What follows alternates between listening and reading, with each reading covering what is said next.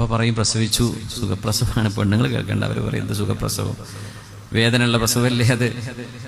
പക്ഷേ ഒരു കുഞ്ഞിന് ജന്മം നൽകുന്നതോടുകൂടെ ഉമ്മയുടെ കാലിന്റെ കീഴിലേക്ക് സ്വർഗത്തെ വെച്ചു കൊടുക്കുന്നു അല്ലാഹു എന്ന് ആലോചിക്കുമ്പോൾ ആ വേദനകളല്ലാതായി മാറുകയാണ്.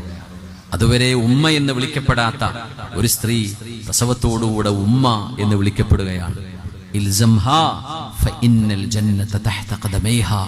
ഉമ്മയുടെ അരികത്ത് നീ പോ. ഉമ്മയെ ഒറ്റക്കാക്കി യുദ്ധത്തിന് പോയി അള്ളാഹ്ക്ക് വേണ്ടി മൃത്യു വരിച്ചു എന്ന് പറഞ്ഞ് അഭിമാനിക്കുന്നതിന് പകരം ആ ഉമ്മാക്ക് താങ്ങും തണലുമായി നീ ജീവിക്കേ, അതാണ് നിന്റെ ജിഹാദ് എന്ന് പഠിപ്പിച്ചു വിട്ട റസൂലുള്ളാഹി സ്വല്ലല്ലാഹു അലൈഹി വസല്ലം. ഒരേ ഒരു മകനാ. ആ മകൻ പറഞ്ഞു, ഞാൻ യുദ്ധത്തിന് വരികയാണ്. ആരൊക്കെ വീട്ടിലുണ്ട്? ഉമ്മ ഉണ്ട്.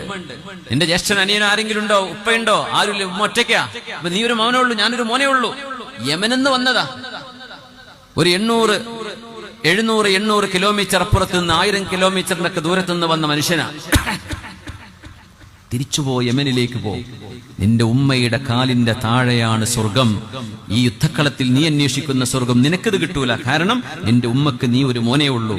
നീ നിന്റെ ഉമ്മയെ പോയി നോക്ക്. ഫഇന്നൽ ജന്നത തഹ്ത ഖദമൈഹാ.